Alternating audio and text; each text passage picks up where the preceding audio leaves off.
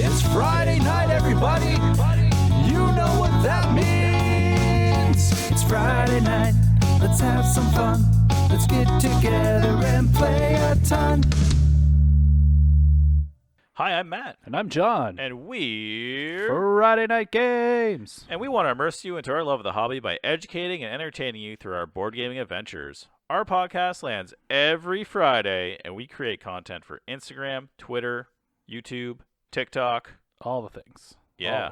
And this episode is sponsored by TabletopRenaissance.ca, located in our hometown of Windsor, Ontario, Canada. They have their web store up and running, so go check out TabletopRenaissance.ca for your board game and tabletop miniature needs. On today's episode, we're going to talk about that 300-foot elephant called time travel. Did I say 300 foot? I think I meant 300 pound, but whatever. It's a tall elephant.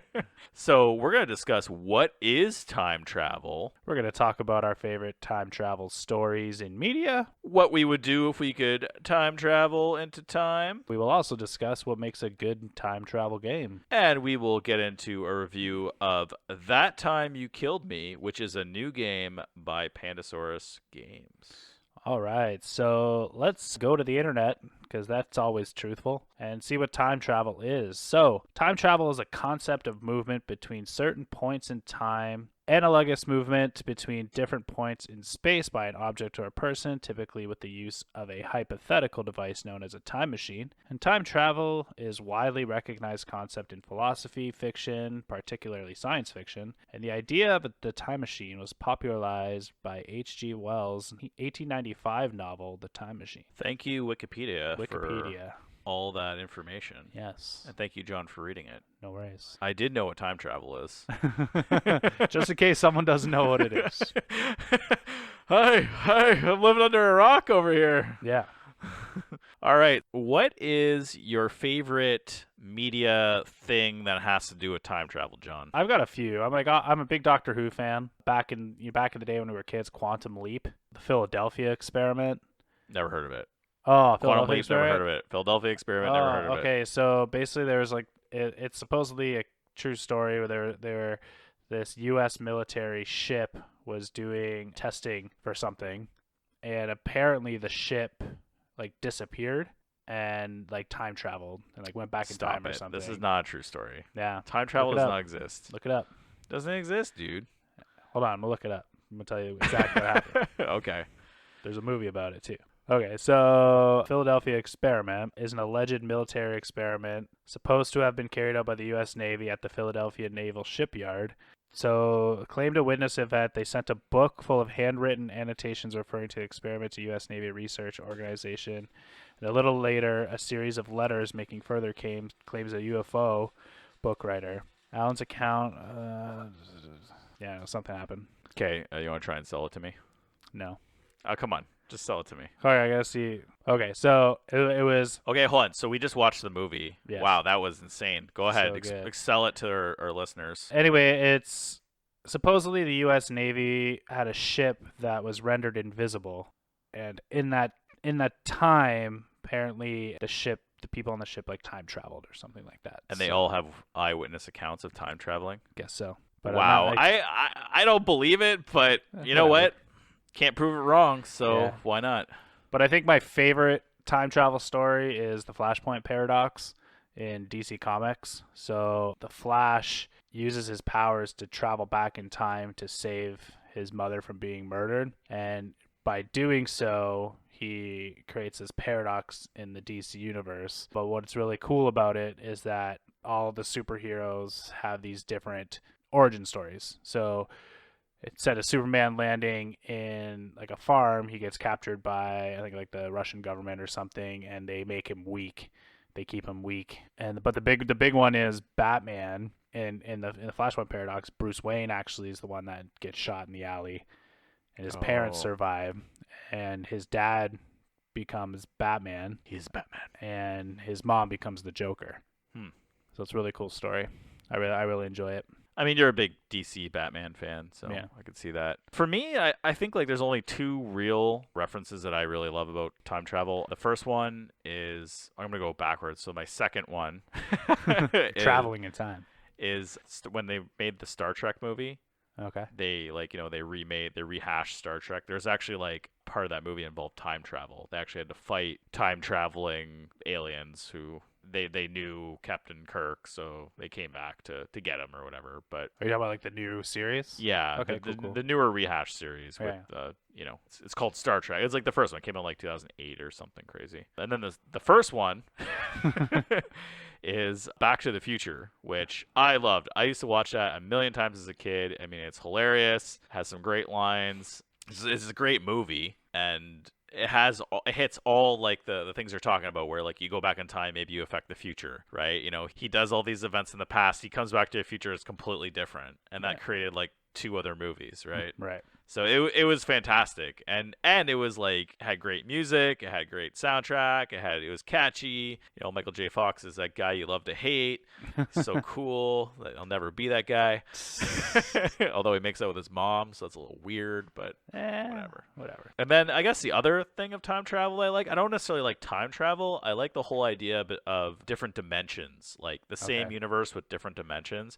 So I used to watch a show, I don't know if you remember Sliders. Yep. So Sliders, they had basically this interdimensional travel device that was broken, so he would randomly get thrown into different universes, and in each universe something different was like completely different. Like one time he's with dinosaurs, another time he's like World War II never happened, things like that. See, you would like the Marvel What If. Oh really? Yeah, so basically it talks about different universes, like what if Agent Carter was like got the the superhero serum, so she becomes Captain Britain or whatever. Yeah, I like that's cool. I think those are cool. One of my, now that we're talking comics, and we did mention this on one of our comic ones, my favorite timeline is when they go back and kill Professor Xavier, and then they create a whole new timeline of comics, and I think that was amazing. Things you could do in comics. Yeah. Well, I mean, it's comics, right? You can do anything you want, basically. The multiverse. Yeah, exactly. Oh, you got Spider-Man coming. Oh, is he having one of those things too? Oh, yeah.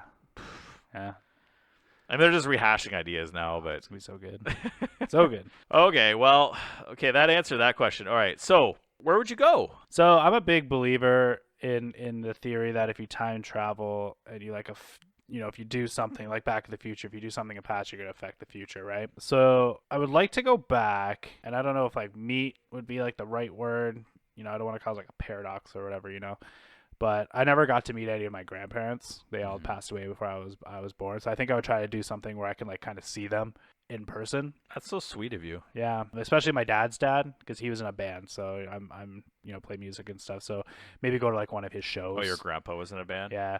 Oh. So maybe go to one of his shows, just hear him play like music live. It'd be kind of cool. Yeah. But not like, I don't know if I would like to interact. Be like, I'm your grandson from the future. Right? I don't know. And then the world blows up. Exactly.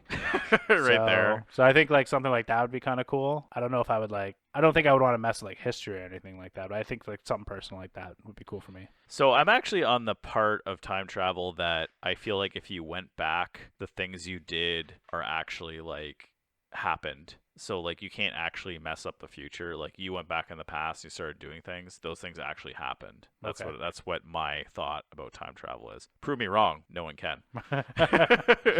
But where would I go? You know what? I think you're all sentimental. You're like, oh, I just want to see my grandpa play. That'd be the most. I'm a jerk. I want to go mess things up, man. I'm hoping that if I go in the past, I start messing with stuff, things are going to happen, First, I would probably go when everyone starts deciding they want to create a board game as a group of us. I would yell at them and tell them how lazy everybody is. And like, this is a failure. You're all going to fail. I saw the future.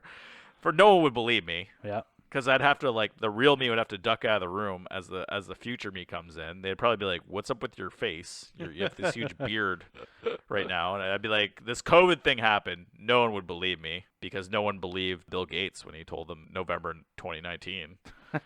So who's gonna believe me at January 2019? And then maybe I would when the maker of Catan's about to go submit his game, I would just swoop in, hit one of his kneecaps, blow it out, take the game, and then maybe give him a little bit of COVID because he doesn't know what that is yet. And then I would take the game, give it to my younger self, and then be like, "Hey, dude, you just made $1 billion. Enjoy your life." Although it would end up in my hands, so it probably wouldn't go anywhere. I wonder what that would be like, a board game industry without Catan. It'd be crazy. It wouldn't exist. Yeah. It'd probably be like Monopoly. Like everything's just Monopoly. And then the third thing, we're getting all sentimental about our family. I go to my dad and be like, Dad, this is what we gotta do, okay? We gotta invest in these stocks. Dad, crypto. Just crypto. No, Microsoft. Dude, Microsoft, Amazon. You may think it's a joke now. It ain't a joke. Nope. Both of those control all the data infrastructure of the United States. Oh, and don't invest in TikTok. That's what I would tell him. He still wouldn't believe me, though. He would just be like, oh, Matt. I mean, I was trying to help him when I was young, and he still wouldn't believe me. We're always there to help our parents, right? Yeah, free labor.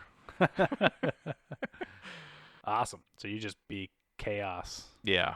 Chaos. Yeah, why? I mean, you want to see family, you want to do good. I want to do good. I want to I want to wreak havoc on the world. Didn't use it for personal gain. Maybe I'll go to that Philadelphia experiment you're talking about. Yeah, whatever. See that happen. All right, Matt, so what makes a good time travel game? All right, so I'm reading our notes here. A, time travel. Weird. I feel like, duh. Hey, let's make a time travel game. And then you, leave out time travel? Yeah. What would that game be? Tokaido? It's like a subplot or you play it Tokaido? Like, let's do time travel without time travel? You're just vacationing in Tokaido. Yeah. All right, B. What do you think B should be? I think consequences for action. So, if something happens at one point, it affects something down the line. Yeah, that's exactly what I want to do. I want to go with the past. I want to mess up stuff, and then the future's all messed up because of it. If it doesn't have that, I'm not going to be happy, right? I want the past to happen because of me. Yeah. This guy, I'm totally not selfish. There you go. And, when I was trying to give the Catan creator COVID, but it actually kills me first. Maybe as he's I try to give him COVID, but he counters me and he puts me on the ground. And he's like, "What are you trying to do?" And I'm like, "Just make the Game of Thrones. Invest in Game of Thrones." And he's like, "Okay." And then Game of Thrones Catan. He gets it all out of me, and because of me, they get Game of Thrones Catan. Isn't there a Game of Thrones Catan? There is, but because he countered me trying to give him COVID, okay, he gets out of me the recipe for the Game of Thrones edition of Catan. What would be the other thing, John? I like the an adventure kind of thing, where there's different timelines and stuff like that. Yeah, I don't think so.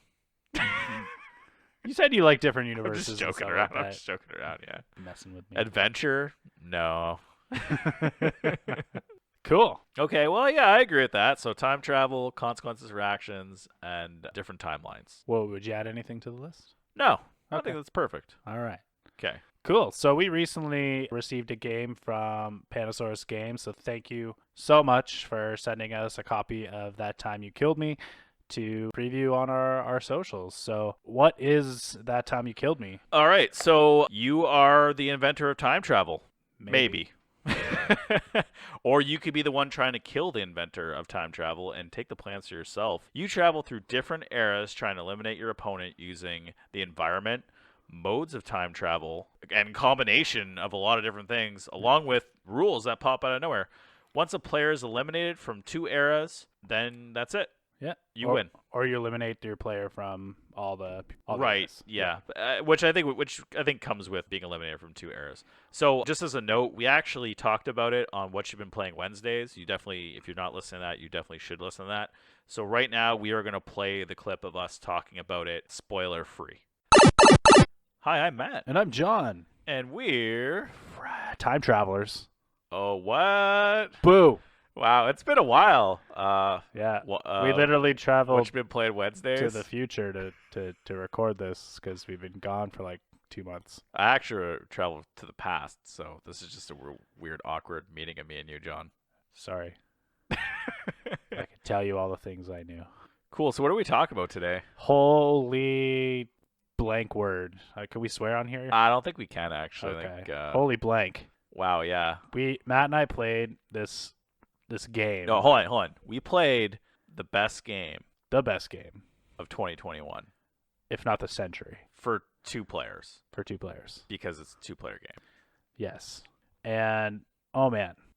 That's all we can say about it. Like, my mind is blown how big this game is, but it doesn't seem that big when you open it out of the box. Yeah, I didn't think it would be this amazing. Right. Like when I first saw it, I'm like, this looks fun. I thought the concept was cool. I'm very interested. Hold on. What are we talking about? Okay. So there's this game that's coming out in they're hoping for December, but with all the shipping and stuff, who knows? But that's what they're aiming for. You can pre-order it now on the Pandasaurus website. It's a game called That Time You Killed Me, and it is designed by Peter C. Hayward, artist by Joe Ross, published by Pandasaurus Games. And in this game, you are the true inventor of time travel, and you are it's a 2-player game. One of you is the true inventor of time travel. The other is a murderer, and you're trying to kill each other to prove who the true inventor is. Right. And we're not going to get into too much spoilers because you just kind of have to play the game. Exactly.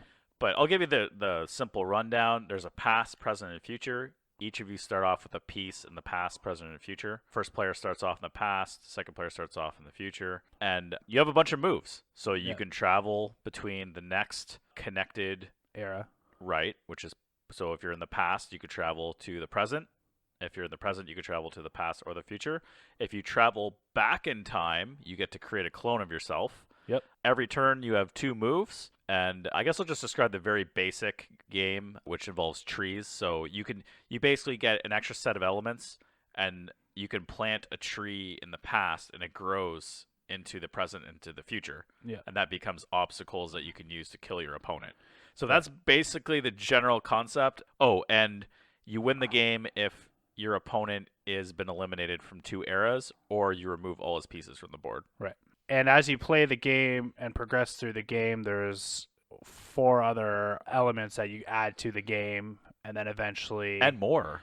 And eventually those all kind of combine together to create this giant game that even still seems to me that it continues to grow. Right. And on that note, that's as far as we're going to go with content-wise of the game. Yeah, we don't want to spoil anything. We will spoil it on our podcast, but that's in a couple weeks. Right. So look for that.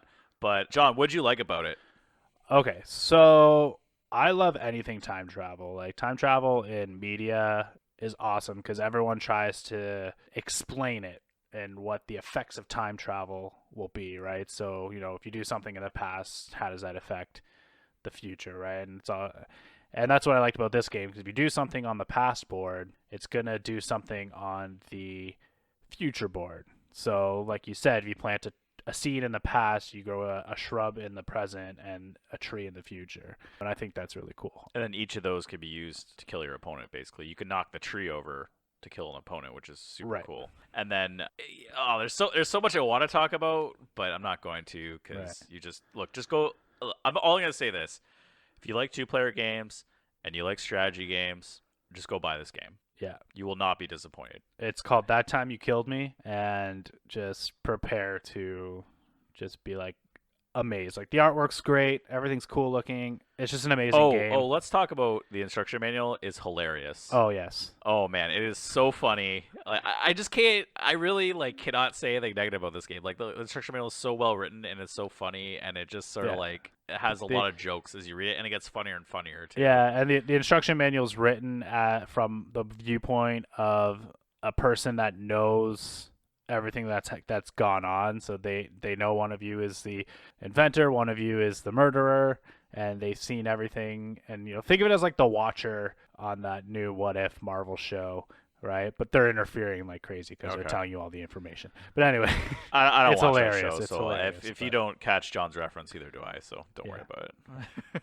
Anyway, go out and grab That Time You Killed Me by Pandasaurus Games. Right. What do we play wrong? Nothing, because you slowly play the game and that kind of it builds upon itself. Yeah, and that was another great thing about this game is you literally open the box, give you basic rules, and then you add on this other element. No, actually, you play a different element. Yeah, you play a different element, and then those elements will combine. And then once you get those elements, you get more elements that you can combine.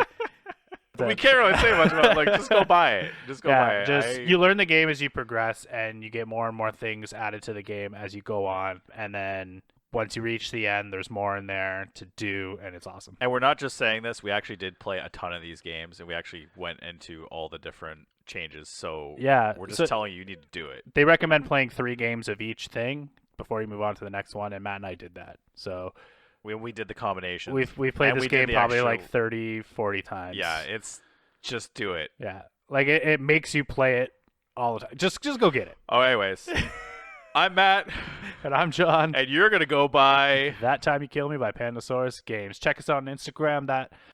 You'll find us. Yeah, Just Friday Night search us. Games _official. TikTok at Friday Night Games. Twitter at Friday Night GMS. And our website, FridayNight.Games. Thank you. All right, so that was our initial thoughts of playing That Time You Killed Me. Just go buy it. Just go buy the game. But now we're going to get into the meat of the game. There's going to be some spoilers. So if you don't want this game spoiled, please, turn this off now. Go buy it, play it, come back, listen to it. If you're unsure about buying it and you want to hear more about the mechanics, well, we're gonna dive deep into this game. Yeah. This Peter C. Hayward game. Yeah. Okay. And there's a lot to it. Like, it doesn't seem like it's big. Like, it seems like it's just like a simple chess-like game, but it's actually like pretty complex. Yeah, what's cool about this game is just how much it builds off of everything. So when you start the game, you have 3 boards, 3 timelines, 3 eras, past, present, and future. And then you start off with You actually just start with that. that, Pieces. and then you add in the first component, which is called growth, where you're adding trees to the mix. So, wherever you plant a seed in the past, it grows a shrub in the present and a tree in the future. Right. And if you plant that same seed in the future, it's just a seed. Right. Right. But if you plant the seed in the present, it becomes a shrub. In the future. A shrub, which you can then move your opponent into to kill him. Yeah, and if you plant a tree or plant a seed in the past, but on a space in the future where your opponent is, and that tree lands on that space, you kill your opponent. No, it shifts them. Doesn't the tree land on them and kill them? The shrub shifts them, doesn't it? Oh, yeah, that's true. Yeah. That's right. So it's a very complex game. And then, so you really have to think of all these strategies on all 3 boards to really excel in this game. Right. Okay, so go buy the game. Yes. And now we're gonna ruin everything. Okay. So we just ruined growth. That's the first thing. It's the first thing, yeah. So, like, basically when you play the basic game, which I really love about this game is the fact that you slowly play through it. Right. They start you off simple. This is chess. You move your person into the wall. Moving into the wall kills them. When you travel through the past, you get to create a replication of yourself in that. So if you go from like present to past, your piece travels back in time. You create a piece in the present, right? Whatever space you left.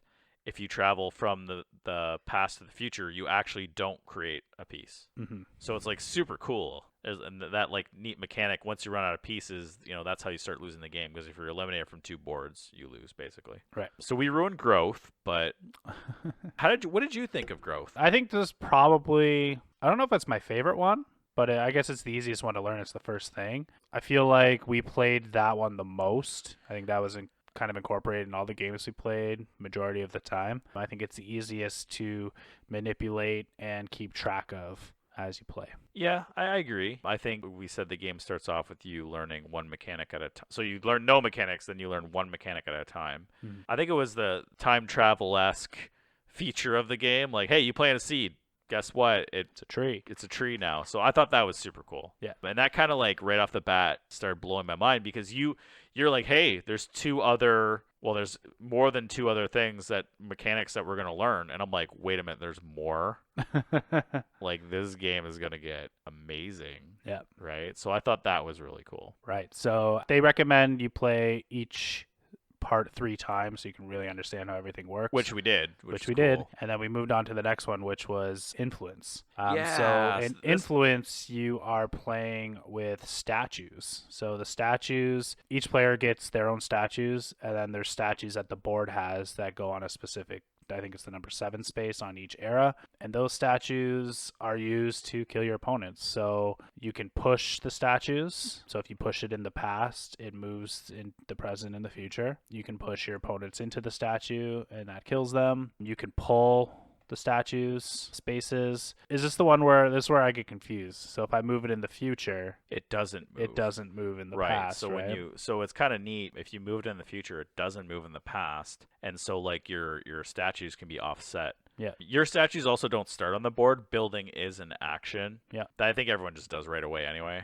Yeah, it's good to get them on the board. Yeah, because then you kind of create that, oh, you have to be careful about the moves you make. So the one really crazy thing that I love is the fact that you have to be thinking every board. Right. Right. And it just messes with your mind, right? Like you're like, oh, if I do this action, then I can't do that. So I'm like watching, it's a 2-player game, by the way, and I'm watching John play, and I'm like, oh man, I'm like hoping he makes certain moves that leave openings for me to do things. Which I did, because I think I lost like every game we played together. Yeah, sorry, dude. All good. But yeah, I think the statues, like the influence in statues it was just a neat effect. And I actually thought, spoiler alert, not spoiler alert, this is my favorite one. Okay. I really liked it because I like the idea of pushing statues, and then that moves everything from the future. So I don't know if you remember, I was actually hanging out in the past a lot. Yeah. Oh, by the way, once you do a turn at a certain era, you then have to choose another era to activate your pieces. Right. If someone eliminates your piece while you're in an era, then you actually lose your turn. Yeah. Which sucks. And I've did that to John several times. I actually think that's why you lost a lot of the games. Probably, because I would eliminate a character and you would be in that era and you would just be like... Yeah, so if I'm in the future and Matt eliminates my player in the future, my next turn is me just moving my temporal... to another era. My temporal focus to another era, which is what they indicate which area you're going to play next. Right, and then you being disappointed, basically. Yeah, I'd cry a little bit. now people might ask, does this game have like a runaway leader problem? Is it hard to come back? I actually don't think it's that hard to come back. No. I think maybe the killer move is when I eliminate you from an era and you're ready to do a turn in that era, and then you just have to move to another era. I think that is one of the killer moves. Yeah. But if I kill you in an era and you already have a piece in another one, I think you could come back. It's not terrible. Yeah, I don't think you beat me by like you didn't blow out the game. No, like, it was very close. Yeah. Every time. Yeah, and I guess the only weird thing about the statue is when you build a statue, it builds in every era. So unlike the seed, where if you put the seed in the present, nothing happens to the past. The statue actually happens across all, and I think that's just because they want to get that mechanic into the game. Nice. All right. So what's the next one? The next one is amazing, mainly because as you're going through each scenario, there's like a little blurb in the instruction manual about it's like a story. Like you're following this hilarious story. Yeah. If you listen, the part of the What You Playing Wednesday, like I attribute the rule book to be it's narrated by someone who knows everything that's going on, right? So it's like an outside perspective, and the person is very sassy and hilarious. Oh man, it's so funny. Honestly, just the text throughout the entire game is on point. Oh yeah, I laughed the enther rule book. I laughed every card that we pulled. Oh, there's like foreshadowing. So before you get to this scenario, they're like, and they're like, they said there would be elephants, so they kind of hint. Yeah. And so without you don't actually see the elephants, and I'm reading memory. I'm reading the box. I'm like memory. I'm like, is this elephants? And then you open it up, and there's these elephant pieces. And they're like, this is hilarious because you joked about it 2 scenarios ago, and now we're actually playing with elephants. I thought that was so clever. Yeah. So the rule book is the way they portray the story and the way they set up the rule book. It's amazing. Right. It's an experience on its own. Okay, so elephants. This is the memory portion. So the idea is that elephants actually start in the corners of every board, and then you have these hats. So the hats are your play piece, and once you go up to an element, you can spend an element. Once you go up to an elephant, you can spend a hat or an action to place a hat on the elephant. So the elephant remembers you. So if you do it in the past, every elephant that you trained will, from past, present, and future, will remember you. If you do it in the future, then you only train that elephant in the future. The 2 past ones, the present and the past, don't remember you. Right. Players can only control 1 elephant per era as well. Right. There's 2 different colors, light pink and hot pink. Yeah, it's pretty elephantish, I guess. and the 2. So if you train 1, you can't have control of both elephants. Right. In all the eras. So once you train 1, you lose control of the other one. Yeah. And also moving forward too. You do it in the past, you lose control of all the ones moving forward. So, and they have some pretty cool abilities. So they basically could just stomp over your opponents, and they could push obstacles like other elephants and stuff. Cool. I feel like I didn't utilize the elephants as much as I could in the game. I feel like not to put a pun on here, but I stomped you in the elephant scenario. Yeah. I'm just not good at chess, I think. Yeah, this game is really chess-like. Yeah. Do you think it's because you're not thinking so many turns ahead? Yeah, I'm not a forward thinker. Because like when I play it, I'm actually thinking about your moves. I'm not even thinking about my moves. Yeah. So when you kill me, I'm like, oh. I'm like, oops. I guess I should be looking at my own moves. Yeah, there. I try to look for openings. I don't know. I'm weird with it. I haven't found my strategy with it yet. Yeah. Did you like the elephant? I liked all the elements of the game. Like I just feel like I didn't utilize it as much as I could have to get the upper hand on you. Yeah, I think I really like. So I said I like influence a lot. I really did, but I think elephants really shined in the next section of the game. So spoiler alert, what happens on the convergence section, John? So the convergence, you randomly choose. They get you to build in the instructions. So you play with two of the previous things that we mentioned together on the board. So you have a bunch of obstacles you have to go through to kill your opponent. But once you figure out how everything works together, when you play the game, you randomly choose the elements you're going to use in the game, whether it be growth and memory or influence and memory. Right, and then now these introduce more rules. Right. So, for instance, like growth and influence, you push a statue onto a seed, it now destroys that tree into the future. Right. Which we forgot to say that you can actually remove a seed from the past, and that actually removes the shrub and the tree from the future. Right. But now you can push the stone on top of it to remove it, which is kind of neat. Yeah. And then like growth and memory, you can use so growth is the trees, memory is the elephant. You can use the elephant to push trees over.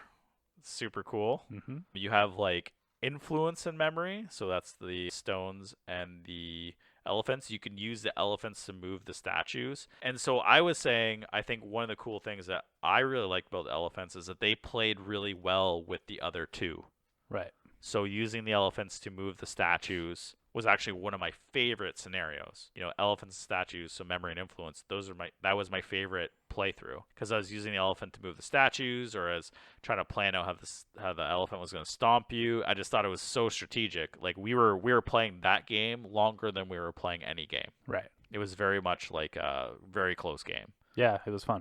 All right. Okay, so what happens? So now once you've done all these combinations and you've played all the game, what happens next, John? Then after you figure all that out, they introduce player powers. So there's two scenarios you can do. You can choose whatever they call it. One's power share And draft powers. and drafting powers. So you randomly choose which one you want to use, or you decide between you and your opponent. So drafting is you each take one out of I think there's 3 powers, and that's what you can use for the game. So either I forget what mine was, but Matt had one where you can travel from the future to the past as if the past is the next era. So you can like travel forward to the past essentially. Or power share is you choose one of the powers, and that's the one you both play throughout the game. Matt and I didn't play that version. We had our own powers. Yeah, we're selfish. We don't want to share. Yeah, we're not cool like that. So like we were kind of, when we got to the convergence, like, oh, this is the whole game,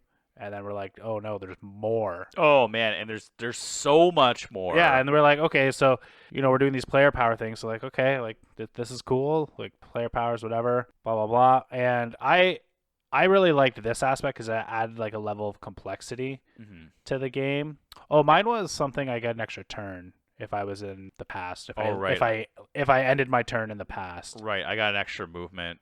Yeah. If I did, I got an extra movement, extra teleport or something. Yeah. If I was in the past. You were able to travel from the future to the past. If I ended my turn in the past, I was able to do an extra. Right. turn. Yeah. That's the very first. They call it the coda. That's the very first introduction. Yeah. Of that play style, which is really cool.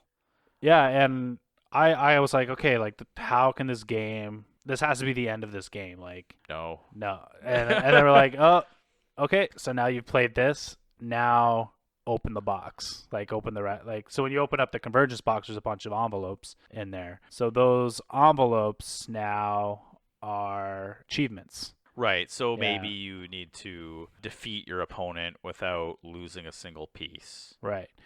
Something like that. Or you defeat an opponent using paradox, meaning you push two of his characters together. Right. So once you open up these envelopes, they offer even more player powers to the game. But what is interesting is when you're choosing the player powers, some of the cards can only work with certain eras. So if you choose you might have chosen different eras, but then chose these player powers, you'll have to, switch up the eras you want to use. But it was just like, you have to play this game so many times to get all these achievements. There's like 10 achievements, right? Right. So I actually think like the achievements really work. To me, it was like I would just open the achievement and play with that set. That's what you're supposed to do. Okay. Yeah. So that's supposed to be the next the next player powers power you use. Yeah. Yeah, and that determines what scenario you're playing, which is really cool. But I mean, we read through all of them. We didn't have a chance to play all of them. Right. But we read through all of them, and I'm like, wow, this game becomes infinitely way more fun, way more complex. Like, it just brought a whole new element to the game. Like, you're like, this is what we're leading up to is amazing. Right. And then, then there's the final envelope, which is like, you can only open this envelope once all the other achievements are won. And you're supposed to write like who won them. Right, which is sweet because it's determining who actually invented time travel. That's the whole purpose. Yeah, so, when you get the final envelope, it's like whoever has the most achievements is the true inventor of time travel. And, the game, like, honestly, to get to that point, you have to play this game so many times, which I think is amazing because it's just like you want to get that answer. You know what? It was very quick. Like, it wasn't like games took us any longer than 30 minutes. Yeah. Probably 30 minutes at max. 15 minutes was like the average. Yeah. But yeah, it was just, I don't know. Like, I didn't think you even needed the achievements. I think you could just open each envelope and play through the game if you really didn't want to do the achievements, The achievements gave it if you wanted to be that way and you really wanted to do that. I mean, we honestly did a lot of the achievements prior to knowing that there's achievements. Yeah, so the achievements are attainable. Yeah, so it's very easy to open the envelopes. But I mean, nothing stops you from just opening one by one and playing with the rules because the game is that amazing. You do want to play each one. You do want to learn. I'm glad you brought it tonight. We'll probably play a game after this, to be honest. But I look at that and I'm like, man, there's so many games of this. I'm not going to get bored. We play a lot of 2-player games, right? And I think it's just so perfect for us. Like, the instruction manual is well done. The way they lay out the game rules is well done. The way they make it advanced is well done. The way they draw you in is well done. You want to keep playing. The only thing I could see maybe would suck is if you're like you're not winning a lot. Maybe that would kind of tick you off. Maybe there should be like some sort of. Yeah, I still had fun. Yeah. Yeah. I'm glad. Yeah. That's it. That's the end of the rule book. Like, this game, what amazed me with it is like after I thought the game was done, there was something else to do. And honestly, like, I haven't seen this much. I feel like this game was very well thought out and there's a lot of work put into this game to make it A, make sense, B, work well together, and retain my attention enough to want to play it as many times as we did. Right. And it was quick. Yeah. It was super quick to play. I honestly, like, this is probably going to be my favorite game of the year. The year's almost done, and I'm just like, my mind's blown on how amazing this game is. Yeah, I actually have in my notes that this is actually the best game I played in 2021. Unfortunately, I don't know if this will be released in 2021. It might be released more like 2022. I think they're hoping for December, though. They are, but I mean, like, I'm assuming it'll be limited in December, but it'll be full on in 2022. But man, it is actually like I'm not just saying that. I'm actually like being very serious that this is the best game we played. The only downside I could see from it not winning Game of the Year is it's a 2-player game, and 2-player games never win Game of the Year, which is kind of sad. Yeah, but it should be. Right. But it should be because it is like it's so well thought out. It has everything. It has, production value. It has the game is amazing. The concepts are amazing. Playing it together is amazing. It becomes advanced. It has all these rules. It has achievements. It's just like phenomenal. How could it not win? Yeah. Right? And I'm saying it's the best game I played this year. Hands down. Yeah. Mind you, there isn't as many games this year as other years, but this would win other years for sure. I would agree, yeah. You know what I mean? Like, when I first heard about this game, I was sold just on like the marketing. the marketing of it. I know nothing about this game, and then I read what the game is about. I was like, I need this game. I need it. It wasn't a want, it was a need. Just reading the description and playing it. Oh my god, like everyone needs this game. Yeah, I think a lot of games do that where the marketing really pulls you in and you get the game, but a lot of them don't deliver. Right. And this game delivered. Yeah. Like 900%. And I actually expected it to be good. I didn't expect it to be this good. Right. But I didn't have low expectations, and normally when you go in with high expectations, the game never lives up to those. This game actually exceeds the expectations. So one of the jokes was when they were making this, doing the marketing of it, Nathan, one of the owners of Pandasaurus Games, was like, "I think we have the game of the year." Yeah. And I'm like, oh, everyone says that. I'm like, actually, yeah. Yeah. I actually do think you have they Game do. of the Year. Yeah. Like they release a lot of games this year, and one of them was Jurassic World. I'm guessing this is better than Dinosaur World. Wow, Jurassic World. One of them was Dinosaur World, and I believe that this game is probably going to be better than Dinosaur World. Again, it's going to be a different crowd. Yeah. But I think like this game is actually a better game based on innovation, gameplay, production value, achievements, and then the fact that it's like actually like 20 games all in one is pretty amazing. And the creator had to think about how to make all those games fit together into like a hilarious story. Honestly, like the narration is like some of the best part. Like, it's some of the best comedy. It's almost worth it alone. Like if this was a game, like I would say this game was good just based on that. And I'd also say this game is good just based on the gameplay. Yeah. It has everything. Yeah, we're What a just good gushing game. about this game. What a good game. Is there anything else you want to add? Nah, just go buy it already. Yeah. All right. So thanks again to Danny and the team at Pandasaurus Games for sending us a copy of That Time You Killed Me by Peter C. Hayward. It is such a good game, and we can't thank you enough for allowing us to play it. You can pre-order it now on the Pandasaurus website. We're looking for, I believe, a December release. Yeah, just go do that. If there's one thing you do today, do that. Yeah. And also comment on our socials. Yeah, come hang out. Yeah. All right. Hey, you know what? Hope everyone really liked our time travel episode. I had a lot of fun talking about this game and talking about time travel with you, John. Thank you. I also had a lot of fun. I enjoy time travel. I enjoyed this game, and now I just want to go watch some like Doctor Who. Yeah. Yeah. Well, I hope you get to see your dad or your grandpa's concert or whatever. That'd be cool. That'd be dope. I do have his old records, so I throw those on every now and then. Oh, that's super cool. Awesome. If you like what you hear, don't forget to follow us on your favorite streaming platform or leave us a review on Apple Podcasts. You can check us out on our social medias, Instagram at FridayNightGames_official, Twitter at FridayNightGMS, TikTok at Friday Night Games, and our website, FridayNight.Games. And as always, I'm John. I'm Matt. It's Friday night, so let's have some fun.